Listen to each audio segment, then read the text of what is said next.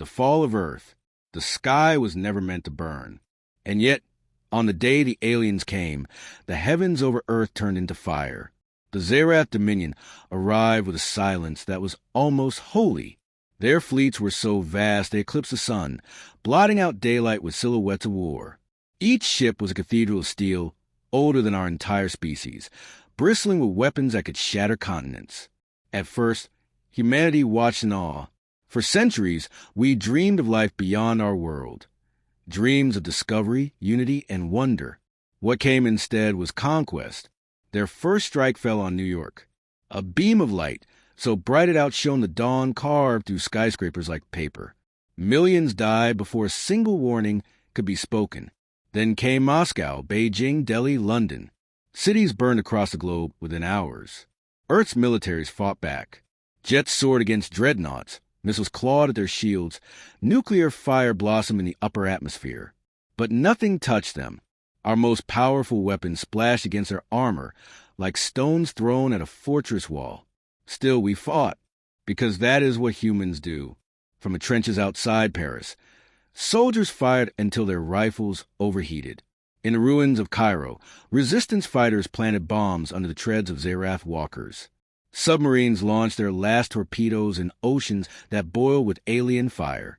Even as command collapsed, humanity's stubborn will refuse to surrender. The Zerath did not come to negotiate. They did not offer terms.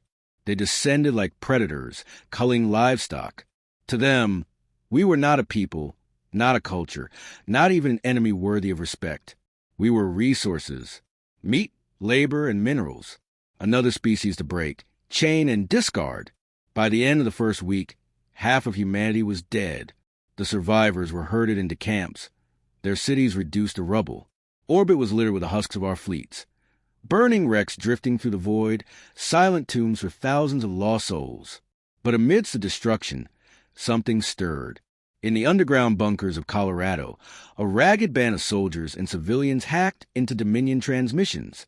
In the shattered shipyards of Luna, engineers rebuilt broken vessels with scavenged alien technology. On the frozen steppes of Siberia, survivors whispered vows of vengeance under the northern lights. The Zerath believed they had broken us, but what they had done was ignite a fire unlike any in the galaxy. For humanity has always thrived in one truth. When cornered, we do not bow. We fight, and in the smoke of Earth's burning skies, the first sparks of something far worse than rebellion flickered to life. Not an army, not a government. Something older, deeper, born of desperation, vengeance, and the refusal to be erased. The Dominion thought Earth was theirs. They did not yet realize that by taking our world, they had awakened a predator. The shadows of survival. The Earth was broken. Oceans boiled. Cities smoldered. The skies filled with ash and orbiting wreckage. What remained of humanity were shadows. Scattered bands of survivors hunted across the planet, and a few ragged fleets drifting through the void. To the Zerath Dominion, the conquest was complete. They declared Earth a subjugated world, its people nothing more than chattel. But the Dominion had made a mistake. They thought survival meant submission. They did not understand what humans become when everything is taken from us.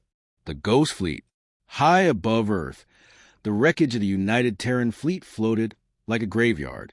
Burned-out carriers, shattered destroyers, crippled civilian transports, all thought lost. Yet among the hulks, engines still flickered. Life support hummed weakly. Men and women crawled through twisted corridors, patching holes with scraps, wiring alien tech into human ships with sheer desperation. They called themselves the Ghost Fleet, ships that should have been corpses, resurrected by human hands. At its center was a battleship Resolute, once flagship of Earth's defense, now held together by welding plates, scavenged reactors, and the will of its crew. It was not a fleet to win a war, but it was enough to haunt one. The first hunts. The Ghost Fleet did not strike openly. They could not. Dominion warships were titans, each one the strength of an entire nation. Instead, humanity learned to fight from the shadows. In the asteroid belt, the Resolute ambushed the Zerath supply convoy. Cloaked in rock and debris, human fighters burst from hidden launch bays, gutting the transports before the escorts even raised their shields. The slaves inside, Ithri, Kesh, and others, were freed and given a choice: bow to the Dominion again, or fight beside the humans. None chose chains. In the wreckage of Saturn's moons, engineers rebuilt orbital railguns, once meant for defense, into traps. When a Dominion cruiser passed by, believing the system dead, the guns opened fire, tearing the alien vessel into molten shards. Humanity salvaged its weapons, turning them against their masters. On the surface of Earth itself, resistance cells rose in the ruins. Ragtag militias ambushed patrols, sabotaged power plants, poisoned food stores. Dominion garrisons learned to fear the ruins they occupied, because every shadow might hold a human sniper, every collapsed building might hide a bomb. The Zeraf called us vermin. They were not wrong, but they forgot what happens when vermin bite back. The whisper spreads. The news traveled farther than the Dominion realized. Enslaved species across the galaxy picked up fragments of intercepted transmissions. Human warship sighted, convoy destroyed in ambush, rebels freed from chains. For the first time in centuries, the oppressed dared to whisper of rebellion. If Earth's primitive people could wound a Dominion, then perhaps the Empire was not invincible. The Zerath reacted with fury. They unleashed extermination fleets. They burned villages suspected of harboring resistance. They sent entire armadas to hunt a handful of ships. But every retaliation only fed the fire. Because the Ghost Fleet did not stand and fight, they struck and vanished. Every destroyed convoy, every freed slave, every ship stolen from under the Dominion's nose whispered the same truth. Humanity was still alive. The oath. On the bridge of the Resolute, Captain Arden Holt addressed the growing fleet. Refugees of a dozen species stood shoulder to shoulder with the last soldiers of Earth. They had no home, no army, no flag, only a cause. His voice carried across every ship. The Dominion believes they own us. They believe Earth is dead. But listen well, our home is not gone. It lives in us. And so long as one ship sails, so long as one human breathes, the fight is not over. We will not go quietly into extinction. We will become their fear. The oath spread ship to ship, world to world. Humanity would not survive as slaves. We would survive as hunters. The Zerath took Earth. But in the shadows of survival, they had awakened something far worse. A war without mercy, fought not for conquest, but for vengeance. The fire spreads. The Dominion believed they had cornered us. What they had done instead was unleash us. The Ghost Fleet grew bolder. What began as hit-and-run raids evolved into a campaign of terror across the stars. Convoys vanished without trace. Outposts went dark. Entire Dominion squadrons were found drifting, their crews slaughtered or missing. The aliens whispered the name humans with a new tone: fear. But it was no longer only humans. Allies in chains. Every convoy the Ghost Fleet struck carried slaves. At first, the liberated species stared at their rescuers in disbelief. How could these ragged creatures, frail, short-lived, technologically behind, defy the Empire? Then they fought beside us. The Ithri, six-limbed insectoids, became engineers, weaving alien alloys with human scrap into war machines. The Kesh, once gladiators for the Dominion's arenas, joined our boarding parties, their roars shaking corridors as they cut down Zerath soldiers. Even the Volari, a species long thought broken beyond hope, learned to fight again, rallying under humanity's defiance. The rebellion was no longer a whisper. It was becoming a storm. The blooding of Kale Prime. The turning point came at Kale Prime, a Dominion shipyard fortress and hub for half the sector. To strike it was madness. To leave it standing was death.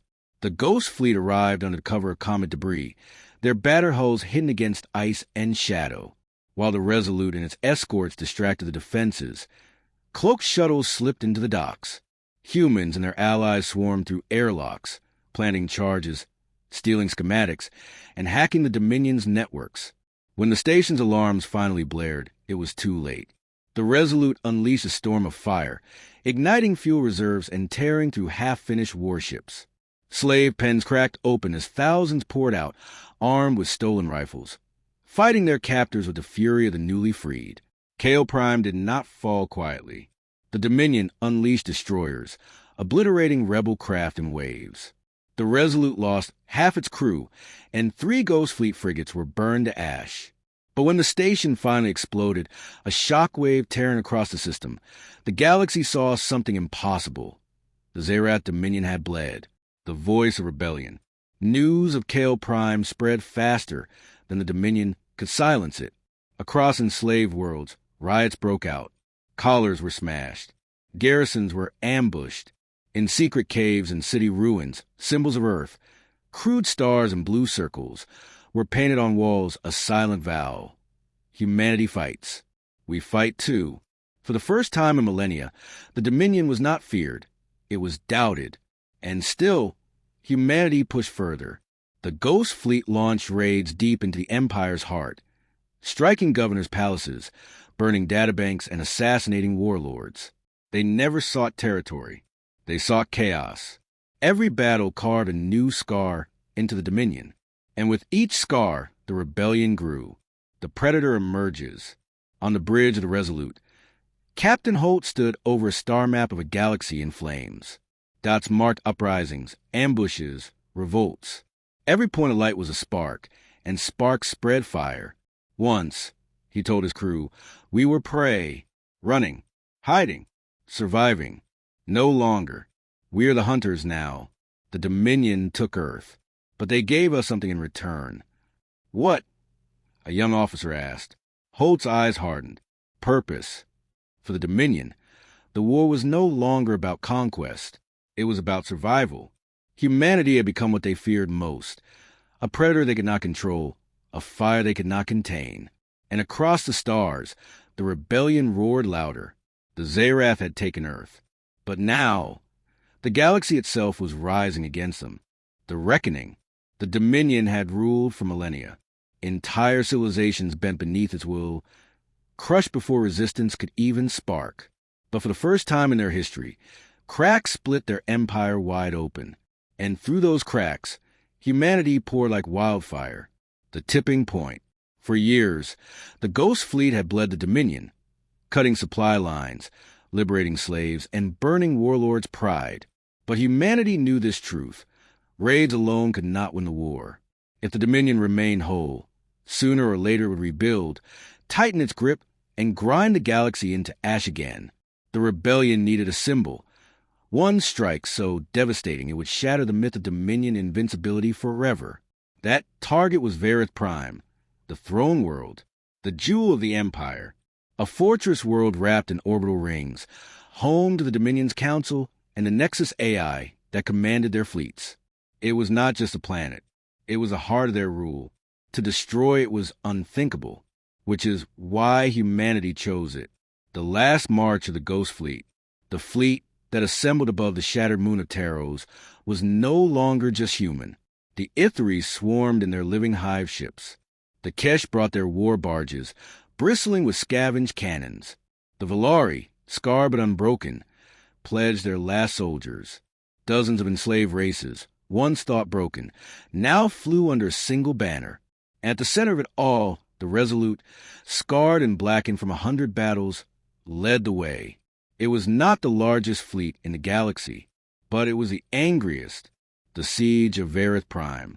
The Dominion had prepared. When the rebels arrived, they found a wall of steel awaiting them.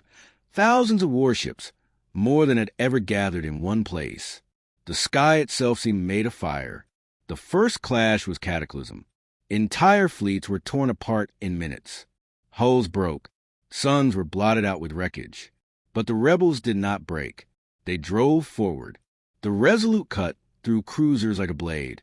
Ithri hive lances ripped apart Dominion battleships. The Kesh slammed their barges into carriers, boarding them in brutal close combat. For every rebel ship destroyed, 3 Dominion vessels followed it into the void. And then humanity revealed their true weapon. Hidden within the Ghost Fleet's ragged ships were stolen Dominion superweapons, antimatter lances, gravitic imploders, even a sun-killer bomb. For years, humans had scavenged, stolen, and repurposed the Empire's greatest weapons. Now, they turned them all loose at once. The Dominion's fleets collapsed. Its proudest armadas were reduced to wreckage drifting above their own throne world. The fall of the throne. With the skies burning, the rebels descended on Vareth Prime. Millions of slaves rose up inside the cities, storming barracks, burning temples, dragging Dominion governors from their towers. The Resolute plunged into the capital itself, breaching the heart of the Nexus AI. In its final moments, the Dominion unleashed its wrath.